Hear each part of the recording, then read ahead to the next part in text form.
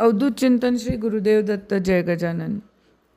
आज आपण राम समर्थांचा 10वा श्लोक घेणार आहोत. आणि हा 10वा श्लोक जो आहे तो राम समर्थांनी आपल्या मनाच्या श्लोकांमध्ये सांगितलेला, सदाचार शिकवत असलेला, साधनांच्या ह्याच्यावर सदाचारचं जे महत्त्व आहे ते सांगित असलेलं, त्याच्याकरता शिकवलेल्या ज्या गोष्टी आहेत त्याच्यातला हा 10वा आणि शेवटचा श्लोक आहे. मनाच्या श्लोकांचा शेवटचा नव्हे, मनाच्या श्लोकामध्ये सदाचार शिकवण्याचा जो श्लोक आहे त्याच्यातला हा शेवटचा श्लोक आहे. श्लोक असा आहे, सदा सर्वदा प्रीती रामी धरावी, दुःखाची स्वये सांडी जीवी करावी, देहे दुःख ते सुख मानित जावे, विवेके सदा स्वस्वरूपी भरावे. ह्याच्यात राम समर्थ तुम्हाला काय शिकवत आहेत की दुःख अशी कुठलीच गोष्ट नाही आहे. पहिली गोष्ट तर सुख आणि दुःख ह्याच्यात फरक न राहणे, हेच आपल्याला अचीव करायचं आहे सगळ्यांना. सुख दुःख, फूल काटा, दिवस रात्र ह्याच्यात काही फरक नाही जाणवला पाहिजे. मग तुम्ही त्याच्याकरता साधना गरजेची आहे, तेव्हाच तुम्ही कधीतरी त्या स्थितीला पोचू शकाल. तर त्याच्यात सगळ्यात पहिली गोष्ट काय, तर तुम्ही सद्विचार ठेवले पाहिजे. सद्विचाराशिवाय सदाचार येऊ नाही शकत. सदाचार ठेवण्याकरता सद्गुण पाहिजे. सद्गुण ज्याला पाहिजे त्यांनी सत्कर्म केलं पाहिजे, सत्संग धरला पाहिजे. जवळ तर तुम्ही सगळं ते सत नाही करत तर तुम्हाला सद्विचार येणं कठीण, आणि सद्विचारच आला नाही तर सदाचार हा महाकर्म कठीण. आणि त्या सगळ्याकरता सगळ्यात बेसिक गोष्ट काय लागते तर आहार. कारण आपला धर्म आपल्याला सांगतो की जसा आहार तसा विचार, आणि जसा विचार तसा आचार, आणि जसा आचार तसं कर्म आपल्याकडनं घडतं. काय तर त्याच्याकरता म्हणून नुसतं तुमचं राहण्यासाण्यापासनं तर नव्हे, तर तुमच्या अगदी खाण्यापिण्यापासनं, ड्रेस घालण्याचं, तुम्ही कसे राहतात, काय करतात, इथपासनं तुम्हाला सद तुमच्या जीवनात आणायला लागेल, चांगलं तुमच्या जीवनात आणायला लागेल. तेव्हा ती चांगल्याची बी रुजेल आणि त्याच्यातनं सत्कर्माचं झाड बाहेर येईल. तर सगळ्यात पहिले काय तर सुख दुःख काहीही असू दे, तुम्हाला कष्ट येऊ दे, कष्ट नको येऊ दे, सुखात तुम्हाला सगळं प्राप्त होऊ दे, कुठल्याही परिस्थितीत देवाला विसरू नका, रामाला विसरू नका, तुमच्या सद्गुरूंना विसरू नका, तुमच्या इष्ट देवतेला विसरू नका, कुलदेवीला विसरू नका, असं सुचवतायत राम समर्थ आपल्याला इकडे. त्याच्या व्यतिरिक्त काय सांगतायत की दुःखाची स्वये सांड जीवी करावी.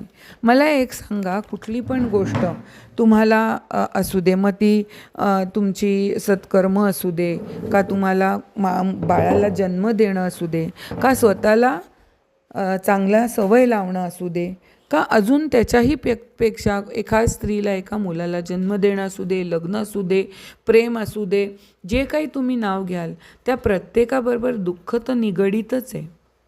का असं का होतं की तुम्ही प्रेमविवाह करता तरी पण तुम्हाला दुःख येतं. तुम्ही तुमच्या मर्जीने प्रेम करून तुम्हाला मूल होतं तरीसुद्धा तुम्हाला दुःख होतं. असं प्रत्येक गोष्टीत दुःख का जोडलेलं आहे? कारण शेवटी आपल्याला देव हेच शिकवतं आहे की दुःखच खरं तुमच्या जीवनात. कारण दुःख जर का आलं नाही तर तुमचं प्रारब्ध कमी होत नाही, आणि प्रारब्धच कमी झालं नाही तर तुम्ही या सगळ्या जो 84चा फेरा म्हणतो आपण की जन्ममृत्यू जन्ममृत्यू करोडो जन्ममृत्यू आपण घेत चाललो आहे, ह्याच्या फेरातनं सुटणार कसा? तर इथे स्वामी काय सांगतात आपल्याला की दुःखाची स्वये सांडी जीवी करावी. दुःख हे जर का मनात ठेवलं तर ते घातक बनतं, आणि ते घातक बनून आपल्या मनावर पण ताबा मिळवतो आणि आपल्या तब्येतीवर पण. अर्थातच कालांतराने आपलं मन पण रोगी होतं आणि आपलं शरीरही रोगी होतं. आपल्याला जर का ते नको असेल तर ही दुःख आपल्या मनात गोळा करू नये. ते दुःख असू दे, सुख असू दे, का अजून काही असू दे, ते तुम्हाला सोडता आलं पाहिजे. आपल्या महाराजांच्या पोथीत पण पहिले म्हणजे गजानन महाराजांच्या पोथीत पण लिहिलं आहे, आचरुनिया कर्मफळ टाकीता भेटतो घननिळ, असे वाक्य आहे. म्हणजे तुम्ही कर्म करा, पण ते कर्म नंतर तुम्हाला सोडायचं आहे. ते जर का तुम्ही सोडू शकला नाही, मी कितीतरी वेळा बघते की आपल्या लक्षात राहतं की मी हे केलं, मी ते केलं, मी अशी गेली असताना मी असं केलं, हे सगळं आपल्या लक्षात राहतं.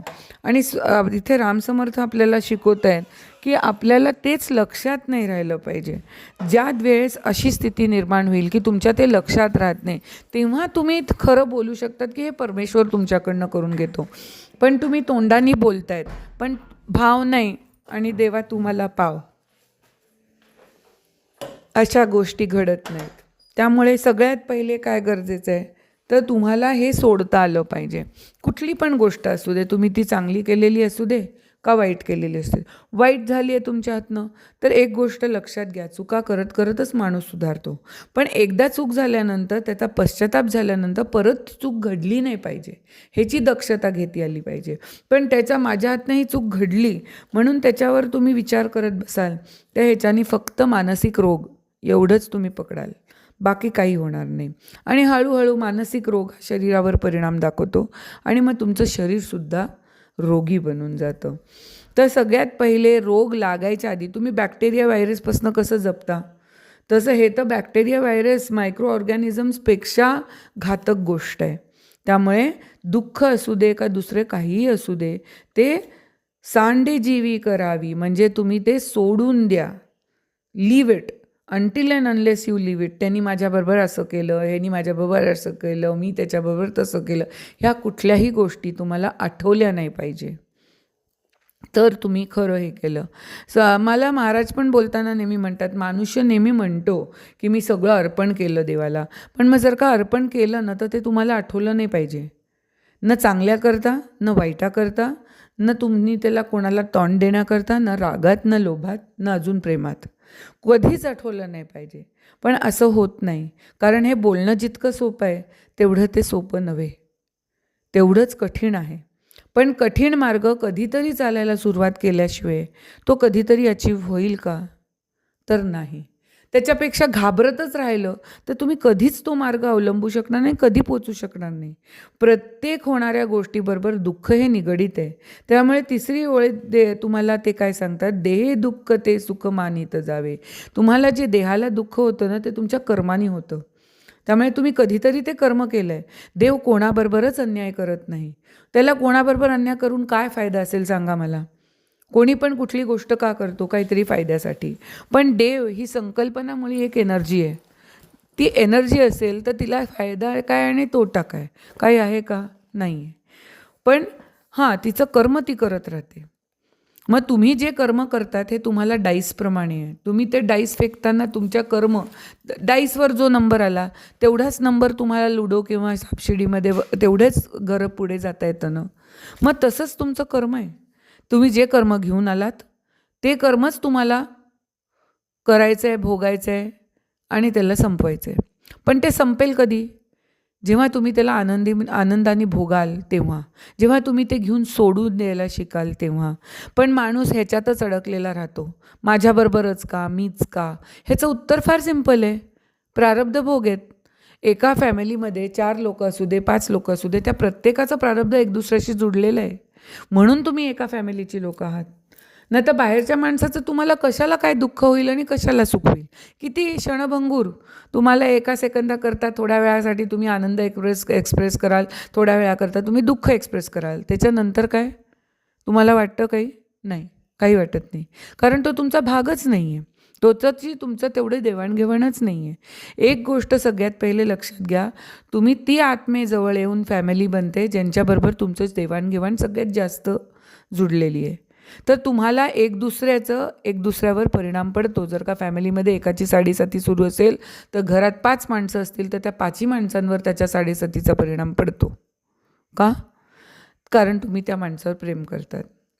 तेव्हा तुम्ही विचार करता का की आपण ह्याचं भाग आहे, तो आपला नाही आहे, त्यामुळे आपल्याला एवढंच दुःख, एवढंच सुख, असा विचार करता का? नाही. प्रेमापोटी तुम्हाला त्याच्याविषयी सुख दुःख तुम्ही पण त्याच्याबरोबर अडकता. हेच आपण सत्सद विवेक बुद्धी जागृत ठेवली तर हे आपल्याला जागृती येते की नाही, इथे दिस इज द लाईन, इथे मला थांबायचं आहे. पण ते कधी घडू शकतं? अखंड देवाचं स्मरण केलं, अखंड देवाच्या अनुसंधानात राहिले, अखंड त्याच्या सेवेत, त्याच्या प्रार्थनेत, त्याचं नामस्मरणात, त्याच्या यज्ञात, त्याच्या कामामध्ये तुम्ही हे करत राहिलात तरच. कारण तसं केल्याने जेव्हा तुम्ही एखाद्या माणसाला लिफ्ट देता मंदिरापर्यंत पोचायच्या, जर का तुम्ही त्याच्याकडनं पैसे घेतले तर ते तुमचं कर्म देवाणघेवाणमध्ये बदललं. पण एखाद्या माणसाला तुम्ही लिफ्ट दिली आणि त्याच्याकडनं काही पैसे घेतले नाही आहेत, बाबा तुला मी इथपर्यंत सोडलं, बस झालं, पुण्याकरता नाही, पापाकरता नाही, काही नाही, बस तुमची सद्विवेक बुद्धीने तुम्हाला सांगितलं की ठीक आहे, एक माणूस न्यायला काही हरकत नाही आहे. काय उद्या तुम्ही मेलात ना की देव तुम्हाला असं नाही विचारणार आहे की तुझ्याकडे गाड्या किती आहेत बाळा. देव तुला पहिले विचारेल की बेटा त्या गाडीतनं तू किती गरजू लोकांची मदत केली. आज तो काळवेळ राहिला नाही जेव्हा तुम्ही कोणाचीही मदत कराल, पण जेव्हा संधी मिळेल, जेव्हा तुम्हाला पूर्ण शाश्वती असेल, तेव्हा तर तुम्ही करू शकता ना. तर आजच्या काळाप्रमाणे वागा, पण ॲट द सेम टाईम जेव्हा संधी मिळेल तेव्हा तुम्ही ती मुकवू नका. आणि असं केल्याने काय होतं तर प्रारब्ध नाश व्हायला सुरुवात होते, आणि प्रारब्ध नाश जायला लागला की मग तुमची सत्सद विवेक बुद्धी ही कायमस्वरूपी जागृत राहते. म्हणून चौथं वाक्य आहे, विवेके सदा स्वस्वरूपी भरावे. आपल्या स्वरूपामध्ये आपण चांगले आहोत का वाईट आहोत, आपला माणूस चांगला आहे का वाईट आहे, तो कुरूप दिसतो का सुंदर दिसतो, हे कधी आपण विचार करतो का? नाही. प्रत्येक आईला आपलं अगदी काळं ठिक्कर मूलसुद्धा अगदी चंद्राप्रमाणे सुंदर दिसत असतं. का? प्रेमापोटी, ममतेपोटी. मग तसंच प्रेम तुम्ही देवावर करता का?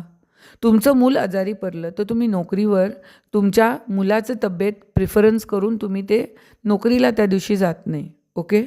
मग जेव्हा देवाची सेवा करायची वेळ येते, तुम्ही एखाद दिवस देवाकरता म्हणून त्याच्याकरता कार्य, शेवटी फायदा तुमचाच आहे, तोटा तुमचाच आहे, त्याला त्याचं काही पडलेली नाही. ओके. पण देव म्हणतो तुला पाहिजे की मी तुझं सगळं करावं, मग तू मला प्रिफरन्स देतोस का? ही परीक्षा आहे, ही परीक्षा आहे. ना तुम्ही त्याला प्रिफरन्स दिल्याने त्याचं काही होणार आहे, ना तुम्ही न दिल्याने काही होणार आहे. पण ही तुमची परीक्षा आहे, तुमची लायकीची परीक्षा आहे. तर तुम्हाला कितपर्यंत देव नेऊ शकतो. तर विवेके सदा स्वस्वरूपी भरावे. जसं तुम्ही स्वतः आपल्या विवेकाला, सत्सद विवेक बुद्धीला आपल्या स्वतःच्या स्वरूपामध्ये कायमस्वरूपी जागृत ठेवा. काय? दुःख हेच सुख मानत राहा, तर तुम्हाला त्याचं दुःख होणार नाही. आणि मी तुम्हाला खरं सांगू का, तर जेव्हा तुम्ही एखाद्या परिक्रमेला जातात, एखाद्या कुठल्या यात्रेला जातात, तुम्हाला जर का त्रास झाला नाही ना, तर ट्रस्ट मी, देवाने तुम्हाला केलेलं आहे, तुमच्याकडे लक्ष नाही देवाचं. जर का तुम्हाला काही त्रास झाला ना, तर समजून घ्या की देवाचं तुमच्यावर लक्ष आहे. काय? कारण तुमचं प्रारब्ध कमी केल्याशिवाय तुम्ही कुठेही पोचू शकत नाही. आणि प्रारब्ध कमी करण्याकरता कर्म कमी करायला पाहिजे, आणि कर्म कमी करून त्याचं निरापिरा होण्यासाठी सद्गुरूंनी आपल्याला भोग हे भोगूनच संपवायला लागतात. सॉरी, कोणीही तुमच्याकरता ते काही करू शकत नाही. तुम्हाला भोगूनच संपवायचे आहेत. हे जन्म असू दे, पुढचा जन्म असू दे, त्याच्या पुढचा असू दे, का अजून 100 जन्म असू दे, पण शेवटी भोगायचं आहेच तुम्हाला. तर सगळ्यात पहिले कर्म करायला शिका. पण ते तेव्हा येऊ शकतं जेव्हा सत्कर्म करायला शिकाल. सगळं everything is linked in one another. त्यामुळे पहिले काय तर सदाचार, सत्कर्म, सत्विचार, हे सगळं सत जे आहे ना, हे तुम्हाला ॲक्वायर करायचे आहे. आणि त्याच्याकरता सगळ्यात पहिली स्टेप, स्वतःच्या आतले जे वाईट गुण आहेत त्यांना एक लिस्ट डाऊन करा आणि त्याला डे बाय डे सोडत जा. तरच तुमच्यामध्ये त्याच्याऐवजी सद्गुण येतील, नाही तर नाही येणार. दुसऱ्यावर लक्ष ठेवू नका, स्वतःच्या प्रगतीवर स्वतः लक्ष ठेवा. जय जय रघुवीर समर्थ. पुन्हा भेटू पुढचा श्लोक घेऊन. जय गजानन.